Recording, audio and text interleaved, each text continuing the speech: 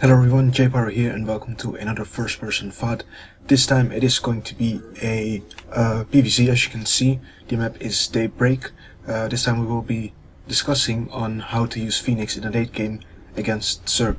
Now in my previous PVZ replays, I've been using Phoenix quite heavily, but it never really got to the late game without me having a massive advantage, or my opponent just being really bad actually. So I hope this game is more entertaining, a lot more closer, and will actually give some insight into the strategy that I'm currently developing for ZVP. So I'm gateway expanding, of course. I'm personally not a big fan of Forge Fast Expand. I think it's way too passive and allows the Zerg to have too big of an economy, and also it's pretty. It doesn't allow for Zerg to think a lot about what they have to spend their larva on. It's just pretty much drones for the first 8 minutes of the of the game, and then mostly just roaches or whatever else they want to make is good against your army composition. So those are the main reasons I don't like Forge Fast Expand. I used to play Zerg as well. I find it really boring to play against too, so that's another motivation for me to develop this new playstyle, because I also find it more interesting and more fun to play than normal Forge Fast Expand into either third base or 2 base all in. So those are really the motivations for me, trying out different stuff, and I've actually found this to work quite well in my latter games.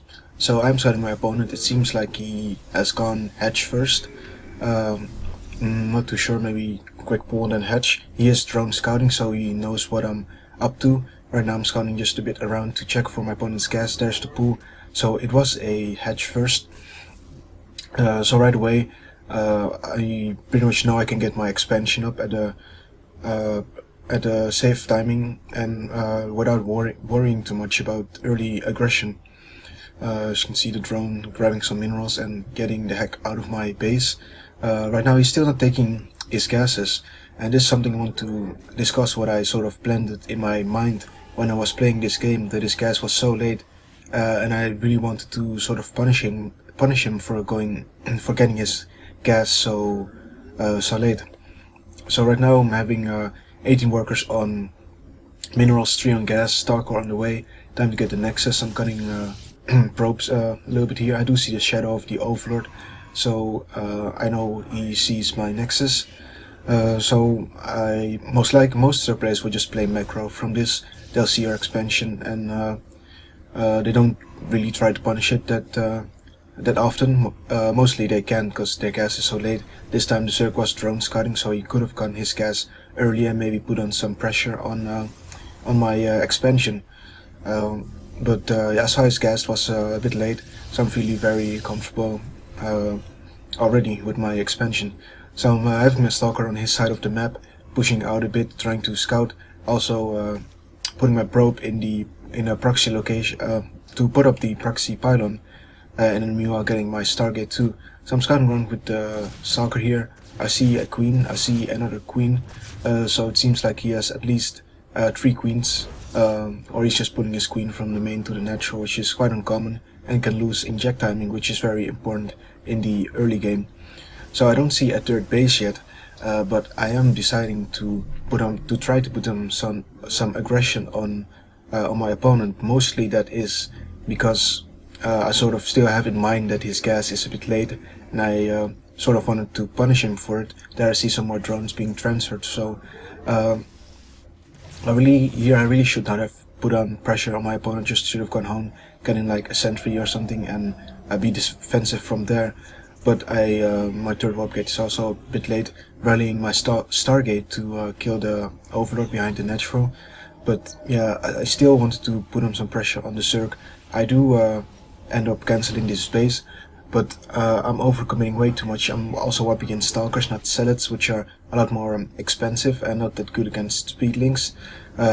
But my plan was here to get some Stalkers, put on some pressure, pull back, and with another warp in of Zealots be able to put some more aggression on my opponent. But as you can see, my Stalker's getting surrounded already, his speed is finishing up, and I just do not have the numbers to fight his army. So I end up losing 3 stalkers now, and will end up losing all my gateway forces. So right away I'm in a pretty bad situation, losing that many units in the early game.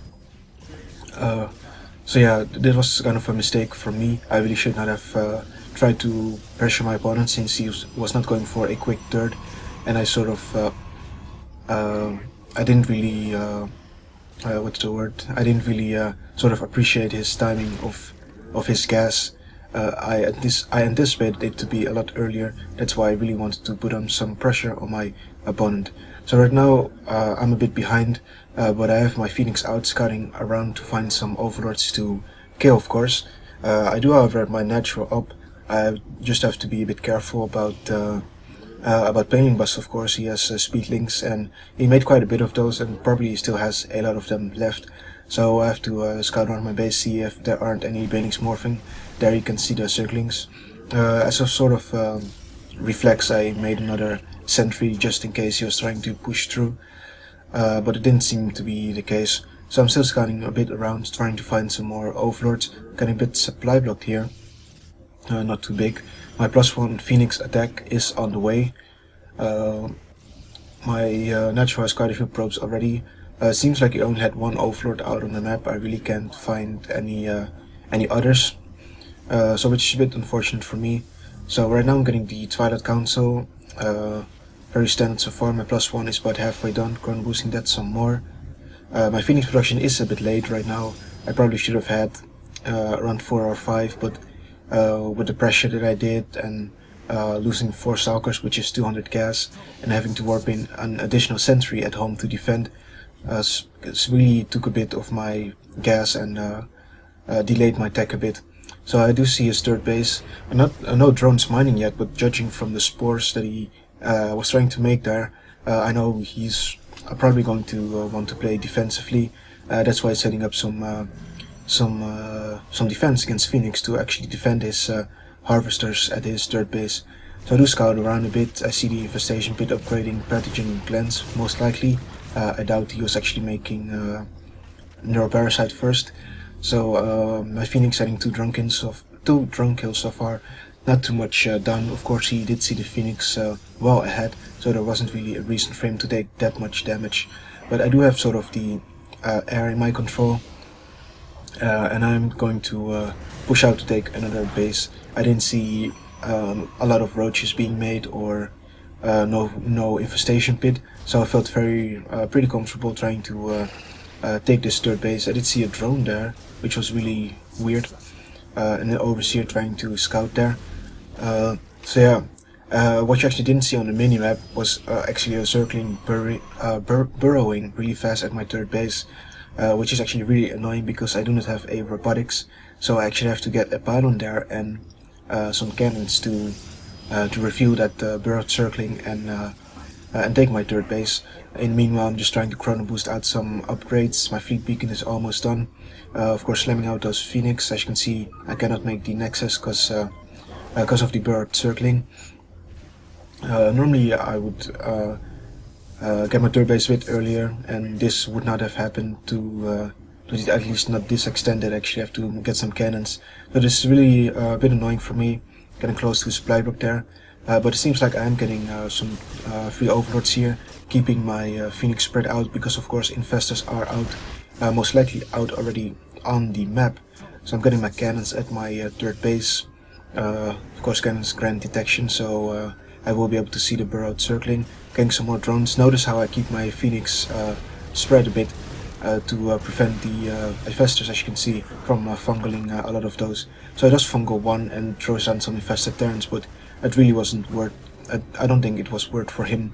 Of course, it is still free energy. Well, free energy units are usually. What I'm trying to say is he spent energy which don't cost him anything to kill my Phoenix, which did cost me money, of course. But judging from how many he used, the more he uses, the more it limits his ability to attack my army, to defend with his army. So it's not always good to spend a lot of your infestor energy. So as you can see at my natural, I'm not sure if you caught that, but I'm getting a cannon a bit forward to spot for burrowed infestors trying to get inside my base. A lot of my Phoenix do get fungal, but I actually do get one of the infestor with a lot of energy, and with the infestor damage that I picked up with my Phoenix, I only end up losing one Phoenix. I barely do not get another infestor, but it was actually a pretty good trade for me, considering I actually didn't see it coming. I traded one Phoenix for one infestor, and I pretty much spent all of his infestor energy on killing one Phoenix. So I do see a bunch of corruptors, so I know he's heading towards Hive Tech, so I'm immediately getting 2 more Stargates, which will put me up to 3 Stargates, and I will attack because he only has Zerglings. I have well enough I have a lot of sellers, as you can see, so there isn't really a amount of Zerglings that can deal with the amount of sellers that I have, and his infestors barely have any energy, and the rest of his gas and minerals is synced into corruptors, which he's trying to of course form into broodlords. So I'm trying to attack here. Attacking into the turret was a bit of a mistake by me, but I really felt pressured to do some damage because I still felt that I was behind. I'm still kind of stuck on 3 bases. I'm still not even mining gas from my 3rd base, so I really felt the need to push here, try to end the game pre-Hive, but it doesn't seem to work out that well for me. My gateway army is quite small. I don't even have Archons, which of course you need to deal with Zerglings in the later game. Salads just don't cut it anymore. So I lose a big chunk of my army. Fortunately for me, my ground army was heavily on Salads. I did not have a lot of gas units in it, not a lot of sentries, no Archons, not a lot of stalkers. So I did end up losing pretty much only minerals, but it was still a pretty bad attack, and I probably should not have done it looking at it afterwards. So he's trying to push with some Zerglings, trying to do some harassment, but I did have my Salads still there, trying to retreat with those. Actually going to use my Phoenix a bit to scout. I mean, I saw his army infested with a lot of corruptors and Zerglings, so it's pretty obvious what he's going for. But I'm still trying to see what's coming out of his X, maybe get a look at his army size. I do have a good idea of how many Zerglings he has, and if I just get 1 or 2 Archons, I should be able to deal with that. So I'm killing the rugs here to clear the entrance to my fort. As you can see, I'm just now mining gas from my 3rd base at like 18 minutes, so that's really late. Normally I would have some more gas and actually a 2nd forge to also get shield upgrades, which benefit both my ground army and my Phoenix in the air, of course. So I'm setting up to take another base. I do have the Templar archives. I don't think I have Archons yet. I'm setting up some pylons to build some cannons there, of course. You need some defense there, getting some Archons still, and meanwhile I'm still producing Phoenix, which is really important. You must remain the advantage in the air. As you can see at my Cybercore, I am upgrading +1 armor. I already have +3 attack for my Phoenix, so with +3 attack, Phoenix actually beat Corruptors 1-on-1, even with corruption. So even if your own opponent has like +1 attack or armor for his air, which is very common at this stage of the game, he probably doesn't have a lot of upgrades on his air units. You can easily be ahead in upgrades with your Phoenix, with attack and also shields. This game I didn't have shields because I was so low on economy. So he's pushing with some Broodlords, Infestors and Corruptors, your pretty standard Zerg late game army at my 4th base. I'm trying to make him spend some energy on the infestors. I don't want to rush to an attack. Of course, it's better for me to have him spend some more infestor energy so that my Phoenix can do more damage. As you can see, those were quite a few infestor terrans he sped out. Is that the word? He sped out infestor terrans. So I'm waiting for those a bit to go away. I'm splitting my army up a bit, especially my Phoenix. It's very important to have those split up. And I'm ready to engage his army. So right away he's of course going to funnel a lot of my infestors, but the ones that fly through will pick up the other infestors which have energy, so that he cannot continue to funnel my units. I'm working some more salads to help with my ground forces. As you can see, my ground forces are doing very well with the Zerglings, the Brootlings. There's still some infested Terrans though, so I'm sort of trying to guide my Phoenix around the infested Terrans and try to pick off his air units. Spending a lot of chrono boost on the Stargates to get my Phoenix production up. As you can see, Phoenix are of course faster than Corruptors, so you could take some pot shots when he's reinforcing his army most of the time. I have my Observer on his army, which was really good for me, so I see that I'm not in a real threat to like get fungled or to be exposed to a lot of infested Terrans. He's trying to burrow here though and try to throw down some infested Terrans, and here's where my ground army comes in. It's where I sort of try to buffer for my Phoenix the damage from the infestors. So he did use a lot of energy of his infestors. Infested Terrans are out. Still trying to guide a bit around the infested Terrans. Of course, with the Phoenix you only want to engage either Corruptors alone or infestors alone, or infested Terrans. You don't really want to engage all at once. That's why you sort of have to go away from the infested Terrans. So do have the air advantage now. It doesn't seem like he's reinforcing with that many Corruptors, and his Broodlords are kind of useless because I just ran away from those, and he doesn't have anything to protect them. He doesn't have his Corruptors. His infestors ran out of energy. There he has them trying to burrow, but with my Observer there I catch 3 of his infestors. So with his Corruptors divided and Broodlords exposed, I'm able to take them down. Phoenix of course are really fast units, so once you have the air advantage and you feel comfortable to engage without like infestors bothering you with fungal, it's really easy to pick off your opponent's air units, because of course his hatcheries are all spread out on the map, so he's reinforcing from a lot of different places. So it's easy to pick off Corruptors when they're one by one. As you can see here, he's trying to regroup his Corruptors, but it's not fast enough. They're just trailing in one by one to try to take down my Phoenix. As you can see, there's 2 more from the main base, and they just get picked off with only getting only a couple shots on my Phoenix. So the air army heavily goes to me, but also his ground army is basically non-existent, because of course when you go Broodlord Infestor with Corruptors, if you beat everything that's in the air and deplete all the energy of the infestors, there's not much left on the ground. There's not much he can actually make. He cannot go into well, if he had a lot of roaches, for example, he could take down my ground army, but with the heavy salad composition that I have, you need so many Zerglings to take care of that. I even have an Archon in it. I'm having a little trouble with my hotkeys here, but yeah, I'm re-expanding to take my fort base. I'm pushing my opponent's fort base as well, and I have my Phoenix spread out to sort of contain his units. He most likely has a macro hatch in his main, so I'm containing his 3 hatcheries from the other hatcheries on the map, so I can sort of divide his reinforcements. Let's say he had 20 Corruptors. I could at least taken down 5 of them before they all could have grouped up and prepare to take down my Phoenix. So I do see a big pack of Zerglings. It's quite obvious that he's going for the counter-attack. So I'm warping in some units at home. It's quite a lot of Zerglings though. So I do see a lot of infested Terrans being sped down. He gets up 2 pretty, I'd say, bad fungals off.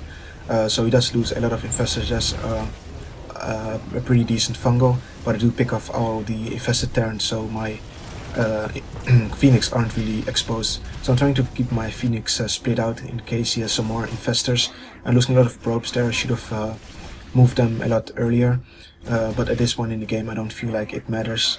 Trying to pick off some more infestors, trying to make their way from the hatcheries, and right now he pretty much has nothing left, and that's game. Pretty much. So I hope you enjoyed this first-person VOD of me using Phoenix to combat the late-game army that is Infestor, Broodlord, Corruptor. I'm not saying this is a way to beat it, but it is something I'm heavily experimenting with, and hopefully try to inspire people to use it as well. So really hope you enjoyed this first-person VOD. Make sure to subscribe. I will be uploading a first-person VOD every day. So hopefully I will see you in the next video.